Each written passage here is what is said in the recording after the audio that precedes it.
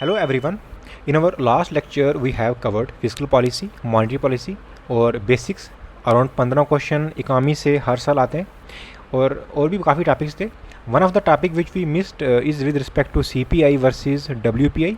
वो भी अब इसमें हम देख लेंगे. पहले इसकी कंटेंट दी गई हुई है about national accounting, that is GDP, GNP, external balance of payment. All those areas we will be covering in this area. India's export, latest data from economic survey and all other areas. कौन सी export destinations हैं, import क्या करते हैं. And next is institutions, for example World bank, IMF, WTO के जो recent issue चल रहे हैं with respect to fisheries subsidies etcetera and various other terms. तो चलिए शुरू करते हैं. सबसे पहले we will be covering CPI versus WPI. इसमें क्या है, for example the thing is these two are two index. इन दोनों इंडेक्स के बेसिस के ऊपर हम इन्फ्लेशन को टारगेट करते हैं. लास्ट लेक्चर में हमने देखा था कि inflation is the prime objective of monetary policy committee और उसका टारगेट दिया गया था 4+2 से. और अभी आप अगर रिसेंटली देखो तो जो टारगेट है जो इन्फ्लेशन का, ये काफ़ी मतलब कवर नहीं हो पाया हुआ है. इफ़ यू सी रिसेंट जो हमने वीट एक्सपोर्ट बैन किया हुआ है, इसके कारण जो CPI है वो काफ़ी कम आई है, but still it is in double digit. Okay. And second is WPI भी काफ़ी हाई है. तो इसका बेसिक है क्या, बेसिक ये है कि WPI is nothing. Let's say this one company and they are producing a number of goods and this is the company get. यहाँ से जो भी गुड बाहर निकल रही है without taxes which pay to government और सब्सिडी गिवन बाई गवर्नमेंट, बिना इसके दिए जो भी इसका मेन प्राइस है, price of manufacturing that is called as, इसके ऊपर जो भी हम चीज़ देखते हैं that is wholesale price index. इसकी बास्केट है, उस बास्केट में बहुत सारी आइटम्स हैं और इसमें जो मेन आइटम है that is manufacturing goods.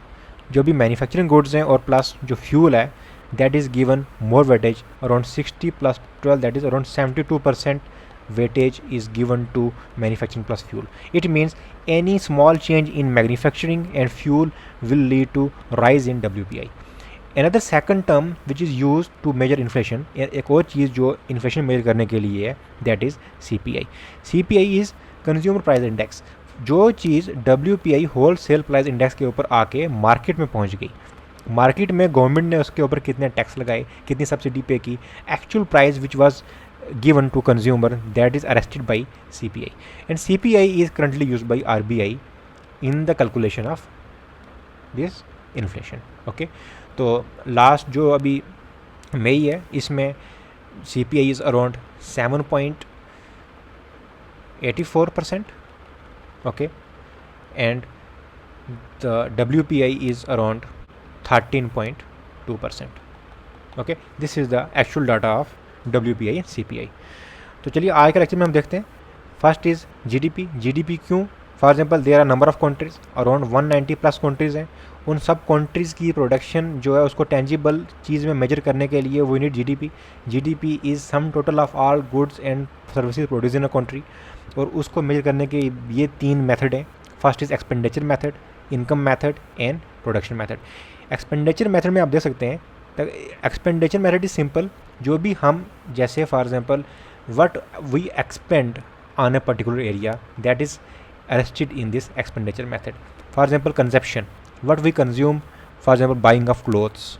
Okay. Investment in government services, in PSU, in companies, all this through from expenditure method. Second is income method. कितनी इनकम एक कंट्री की आ रही है, जैसे income of salaries, income of company, all these are through the income method. And third is production method. एक country कितना produce कर रही हुई है. Let's take it to more simple level. जैसे आप देख सकते हैं this a one country, let's say this a country है, whatever goods it produce it's from production method. जितनी गुड प्रोड्यूस होंगी उनका प्राइस क्या था, उसके बेसिस के ऊपर भी हम GDP कैलकुलेट कर सकते हैं. Okay. Second is income method. जो यहाँ पे अपनी सर्विस को बेच रहे हैं, ठीक है, let's say there are labour. Okay. How much income they are driving, it is also equal to the product which they are manufacturing. जैसे if you see income pay to labour for manufacturing a car, एक company में एक car manufacture की है, और जो उस car की इनकम होगी, वो जो जो प्राइस होगा, that will B actually the income. So this the income method. कितनी वेज है, कितना उसके ऊपर इन्वेस्टमेंट की हुई है, कितना चीज़ें जो प्रॉफिट जनरेट हो रहा है, that is with respect to this income method. And third is expenditure method. जो इनकम ये लेबर यहाँ से लेके आई है, no let's say this labour is going into market, and market में even let's say he is buying the same car, or he or she is buying the same car, it is the expenditure method. These three are the basic method for calculation of GDP. Okay, next is GDP at market prices. Market prices include taxes and minus subsidies. जो भी government subsidy provide करती है उसको negate कर देती है, और जो टैक्स है उनको इंक्लूड कर देती है.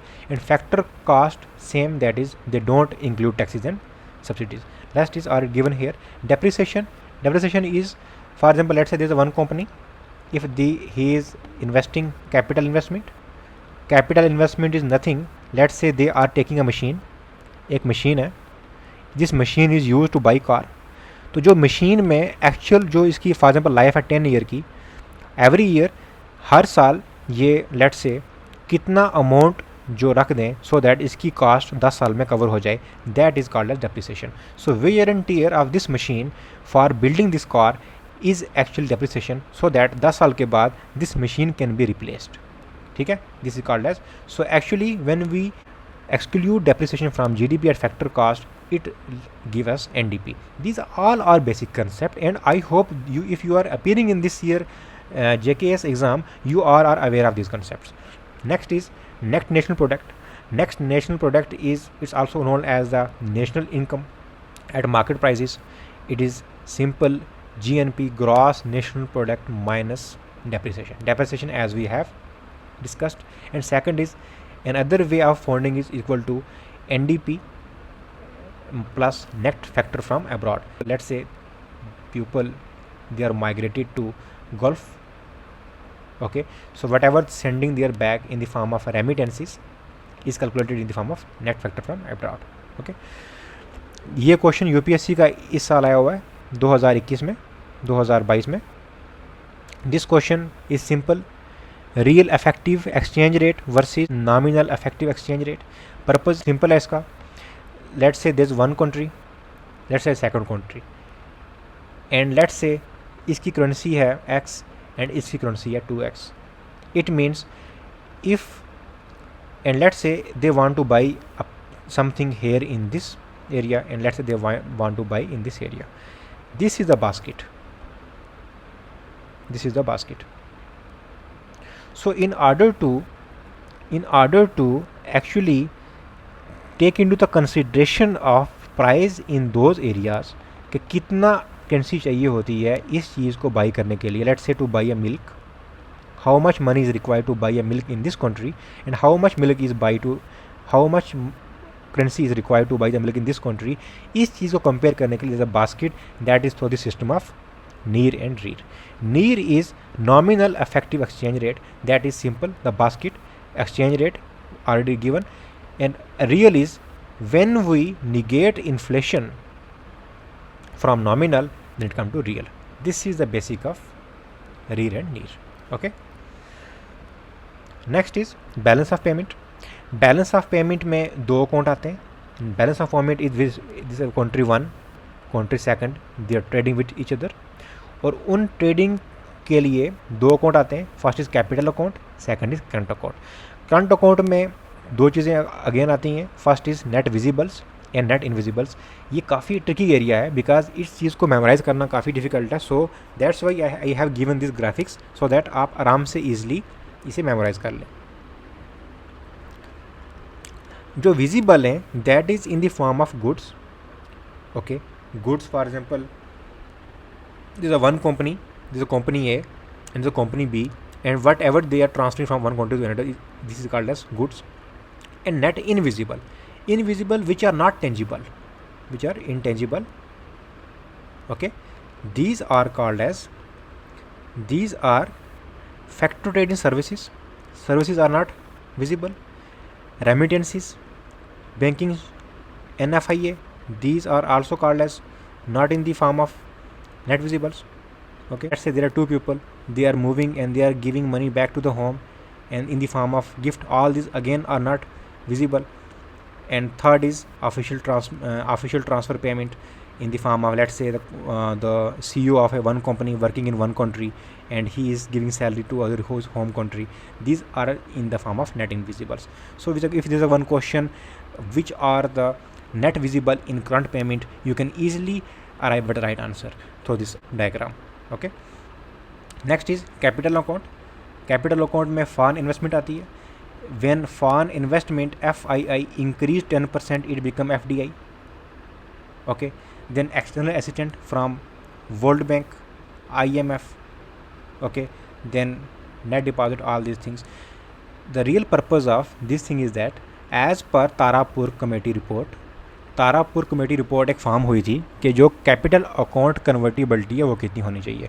Currently India do not allow full capital account convertibility. ये न्यूज़ में था. न्यूज़ में इसलिए था, कैपिटल अकाउंट कन्वर्टिबिलिटी वो होता है जैसे फॉर एग्जांपल किसी एक कंपनी के एक इंडिविजुअल ने किसी दूसरी कंपनी में एक फिर्म इस्टेब्लिश की, let's say of garment factory. ठीक है, as per capital account convertibility if at an point, किसी पॉइंट के ऊपर ये इंडिविजुअल चाह रहा है कि मैं अपनी पूरी फैक्ट्री जो है वो लिक्विडेट करके वापस अपना पेमेंट लेके चला जाऊँ. ठीक है, this is called as capital account convertibility. Tarapore committee ने इसके अगेंस्ट बात की थी because it is a very volatile concept and it is detrimental to the national income. इसके बेसिस के ऊपर क्या होगा कि it can destabilise monetary and financial stability of country. Financial stability जो कंट्री की वो जो है ख़त्म सेट कर सकता है. Current account convertibility it is allowed in India. You can easily go for current account convertibility. Okay, so अभी डिबेट चल रही है whether the capital account convertibility should be given or not. Okay, next with respect important is export data. If we see जो हमारा current account balance है वो कोविड-19 के reason की वजह से it decrease. It was around 24% in 2020 and it reduced to around 3.1% in 2021. Okay, this is the basic thing. And current account as percentage of GDP, it is again 0.9% to 0.2%. If there is a one statement in the exam, let's say there is a continuous decrease in current account deficit, current account balance from 2019 to 2021, you can easily arrive at the right answer. Okay, आप इस chart को देख के आराम से answer देख सकते हैं. Please note this statement, it was not continuous decrease, however it increase in 2021. Okay, then there is a percentage of GDP, same thing is given here. Okay, as per the recent economic survey, this all is required. This is not very much important with respect to exam. The main important is this one. Next is trade. तो trade destination क्या है? सबसे पहले हम export करते क्या है? सबसे जो इंपॉर्टेंट एक्सपोर्ट आइटम है वो हमारे पास रिफाइंड पेट्रोलियम क्या है. इंपोर्ट हम क्या करते हैं? Crude petroleum.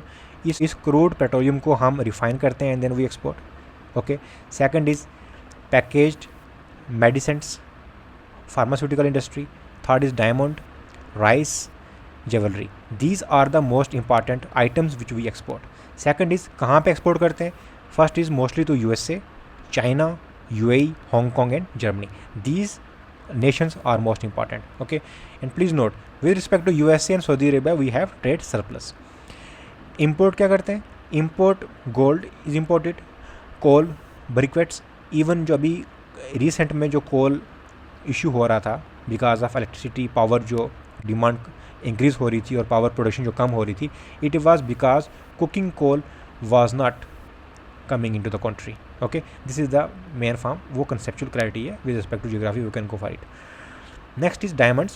We import diamond and petroleum gas, and mostly we import from China, United States, UAE, Saudi Arabia and Iraq.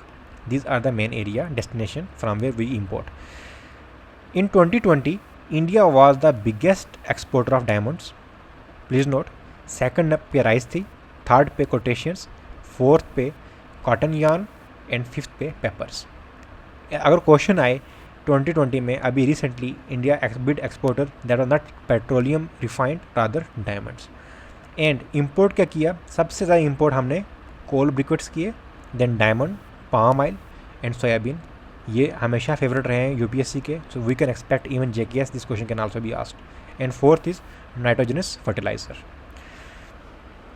Government ने कौन से स्टेप लिए हैं एक्सपोर्ट करने के लिए, there is a scheme launch की है उन्होंने, निर्विक स्कीम। निर्विक स्कीम वो स्कीम है, जैसे आप देख सकते हैं there is a one firm, एक फिर्म यहाँ पे, और इस फिर्म का मेन पर्पज़ ये है कि हम एक्सपोर्ट करना चाहते हैं। अब एक्सपोर्ट करने के लिए देयर इज़ नॉट गारंटी कि they will get the benefit from export. So in order to get guarantee कैसे नहीं आएगी, अगर एक कंपनी में एक्सपोर्ट करने के लिए चाहिए तो it need investment in the form of money. So a normal bank will never give to such kind of dicey investment कि एनी टाइम उनका मनी जो है डूब सकता है। इस अश्योरेंस को देने के लिए गवर्नमेंट ने एक export credit guarantee corporation setup किया है 1957 में, सो that they can give credit risk assurance for export promotion, and that is the basic rationale for Nirvik scheme. Okay, government ने अपना मर्चेंडाइज जो टारगेट है वो सेट किया है 400 billion, that is double of what we had in 2010 and it is expected to reach 1 trillion by 2027। Okay, and there is again we have framed draft national logistic policy.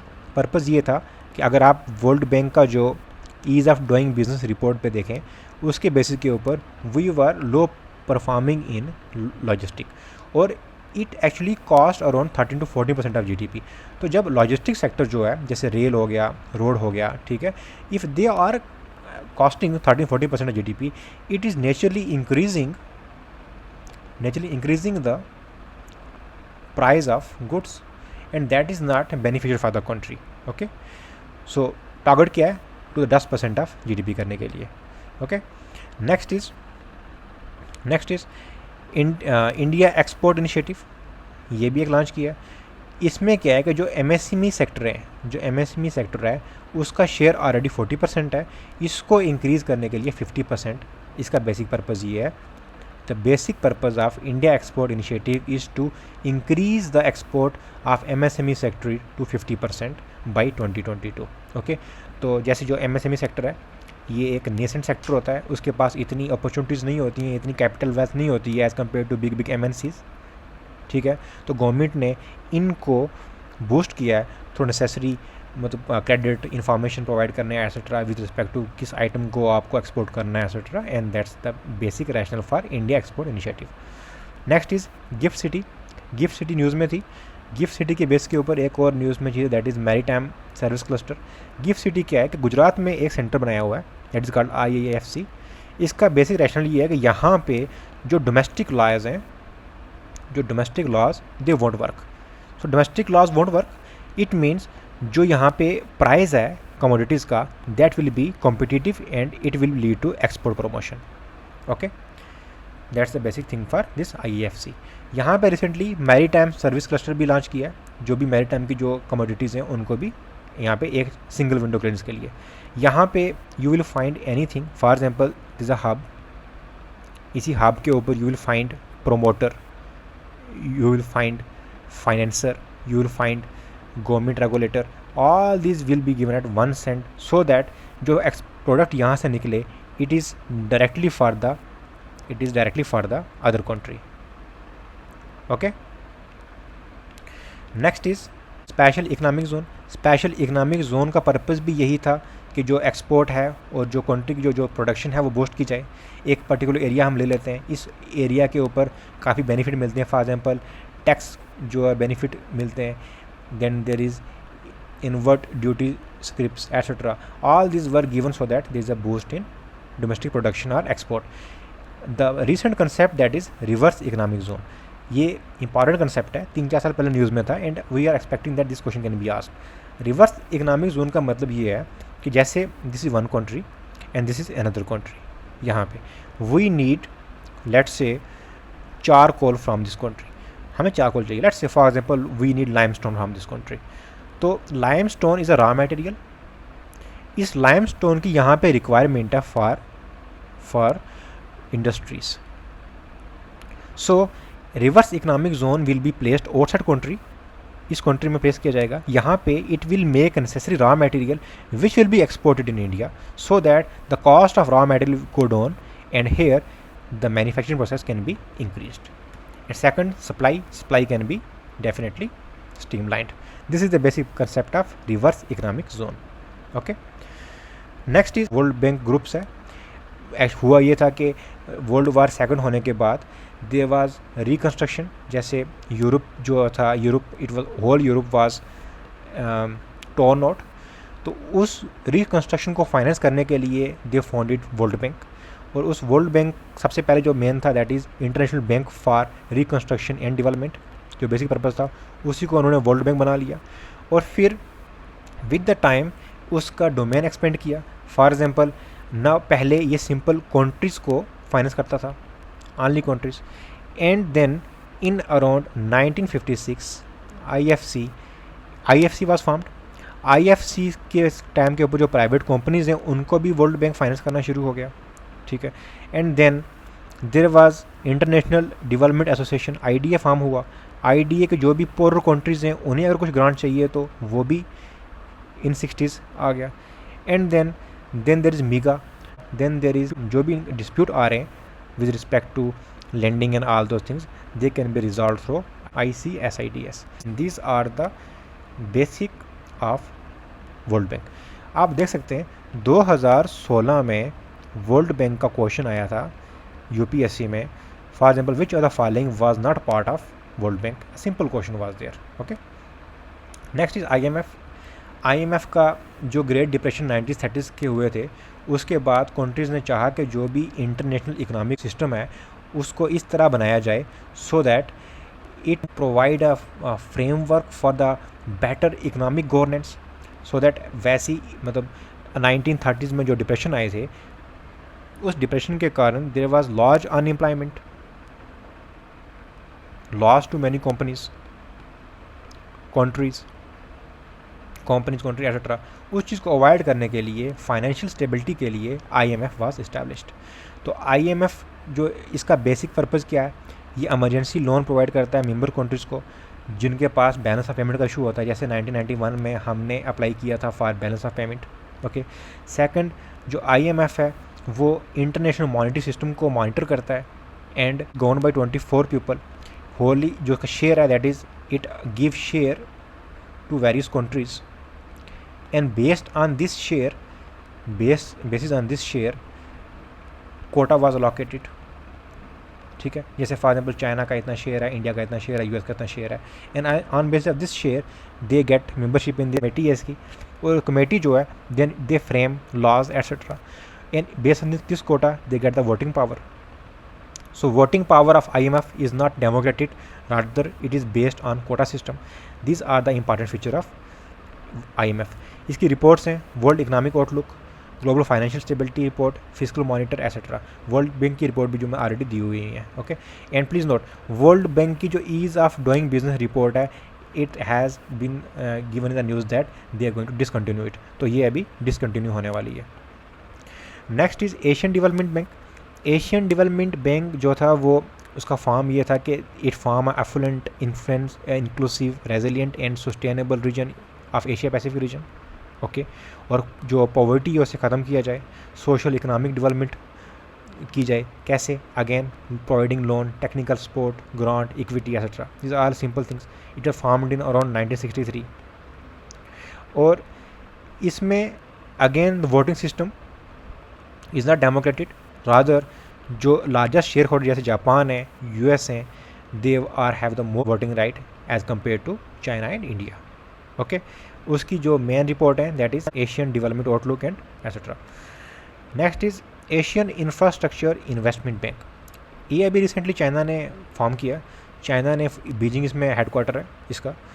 और इसका purpose ये है, सबसे जो important point ये है इसका कि एशियन इंफ्रास्ट्रक्चर इन्वेस्टमेंट बैंक जो है, its membership is not restricted to Asian countries, rather even other Pacific countries can also apply for it. और इसका जो पर्पज़ है टू एक्चुअली ग्रोथ को, लॉन्ग टर्म ग्रोथ इंक्लूड करना, वेल्थ क्रिएट करना infrastructure find करना, okay, green infrastructure etcetera, all this given. और इसमें जो मेजॉरिटी स्टेक हैं that is of China followed by India and Russia. OECD was formed in 1961 in Paris, France. जो इसका main purpose ये था कि जो मार्शल प्लान था यूएस का, उसको इम्प्लीमेंट करने के लिए OECD फॉर्म हुआ था। वर्ल्ड वॉर 2 के बाद you can see there were 2 block, first is capitalist block, second is socialist block. तो socialist block was led by USSR and capitalist block by USA etcetera. OECD का purpose ये था कि जो मार्शल एड प्लान थी, so that they can make a prosperous Europe, to implement that OECD was formed, okay. और उसकी membership 38 हैं। Motive है इसका better policies for better governance. और जो इसकी मैगजीन्स हैं वो मैगजीन है जैसे international migration outlook, it is important, okay. Next is world economic forum. World economic forum is founded by Klaus Schwab. पिछली बार एक डायरेक्ट क्वेश्चन आया था, फिक्स टर्म किसने कायम की थी। If you see 2021 KS prelims, so there was a question who coined the term BRICS. This they can ask the question who formed the World Economic Forum. It was Klaus Schwab. The work for the political, commercial, cultural, all those things for the purpose of improving world conditions. Motive is entrepreneurship is the global public interest. और इसकी जो flagship report है global risk report, then cyber security outlook, then global competitiveness report, global gender gap report, etc. A simple question can be who published global gender gap report. The answer is World Economic Forum, okay. Next important is World Trade Organization. ये important है क्योंकि इसके काफ़ी areas हैं। World WTO form हुआ था, if you see there was GATS in 1995 there was Uagadore Round. इस Uagadore Round में they have established that they will form a WTO, and as per the Makars Treaty it was formed, okay, WTO का structure ये है। This a ministerial conference है, 2 साल के बाद होती है। This is the general council and it is trade disputing body, trade review body, ये डोमेन है इसके। TRIMs this all are part of WTO, okay, all this things are given here. Function क्या क्या है इसका, negotiation, resolving dispute and technical assistant etcetera. ये simple है। Doha round में क्या किया गया कि जो भी कंट्रीज़ थी, डेवलपिंग कंट्रीज़ थी, उन्हें मोर एक्सेस दिया गया, जैसे greater market access, trade facilitation, anti dumping subsidies etcetera, these were given. Compulsory licensing का मतलब ये होता है कि जैसे there is a one company, okay, in a country, let's say there's a one country A and there's a country B, or now this company has invented a drug. This drug is beneficial to tackle COVID-19 or any other let's say cancer. Now it is patented by this company. इस company का patent है. Under this compulsory licensing for the more welfare of the people, health problems, उस tackle करने के लिए public health की demand के under through compulsory licensing this country can produce this patent good without paying any amount of money और any amount of royalty to this original company, okay. Next is Bali conference की जो main outlook थी, ये बाली में हुई थी, 2013 में हुई थी इंडोनेशिया में। इसका ऑब्जेक्टिव ये था कि ट्रेड फैसिलिटेशन एग्रीमेंट 2017 में ये इम्प्लीमेंट हो गया था। इसका मेन पर्पज़ ये था कि जो भी कस्टम क्लियरेंस है उसमें रेड टेप को ख़त्म करना, करप्शन को ख़त्म करना। सेकंड इज़ LDC एक्सपोर्ट था, and third is food stock holding. Question agriculture के ऊपर था, एग्रीकल्चर क्लास के ऊपर ये था कि जो डेवलपिंग कंट्रीज थी वो बहुत सारी सब्सिडीज़ होती हैं, जैसे blue box subsidy, amber subsidy, ठीक है, ग्रीन बक सब्सिडी। तो उसमें amber subsidy is mostly contentious. They were calculating on the basis of 1987 basis, उसके बेसिस के ऊपर they were concept of 10% de minimis. If you have read the basic of agreement on agriculture तो you will be aware of all this thing जो मैं बोल रहा हूँ, ठीक है। तो उसमें जो डेवलपिंग कंट्रीज़ थी उनको पीस क्लास दिया गया था कि टिल 2022 और 20 you can exceed the subsidy given to agriculture. Okay, this is the basic during the Bali conference, because India में नेशनल फूड सिक्योरिटी एक्ट को इम्प्लीमेंट करने के लिए एग्रीकल्चर में सब्सिडी जो हुआ, जैसा PDS सिस्टम था, that was challenge in the WTO. Okay, और उसके बेसिस के ऊपर पीस क्लास फॉर्म हो गया. This is the basic with respect to Bali conference. Next is Nairobi package.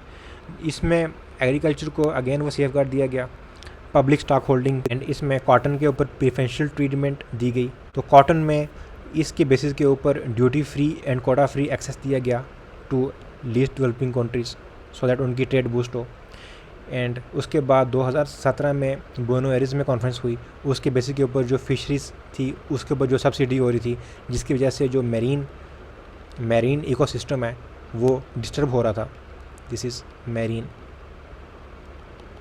Marine ecosystem जो डिस्टर्ब हो रहा था, वो नेगोशिएशन हुई, बट ये पूरी तरह कवर नहीं हो पाई.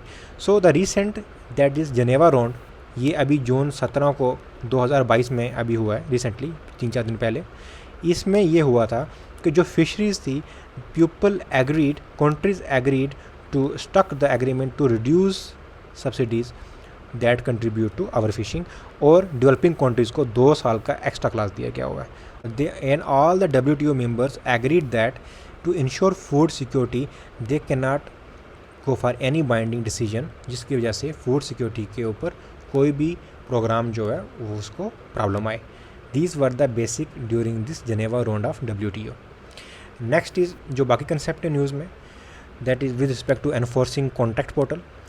कॉन्टैक्ट पोर्टल एक डिपार्टमेंट ऑफ जस्टिस ने फॉर्म किया. हम ईज़ ऑफ डूइंग बिजनेस देखें वर्ल्ड बैंक का, तो उसकी बेसिस के ऊपर we were lagging before contacts only. So dedicated commercial courts establish किए गए to give a quick and efficient contract enforcing arbitration system. Okay, next is America Competition Act. America Competition Act is nothing but जो भी talent है US में, India से talent जो US में transfer करने का प्लान है, ठीक है, so that there multiple visas, HIB visas etcetera, and they form a new procedure for foreign national with an ownership interest in startup entities participate in the USA. Then next is tax inspector without borders.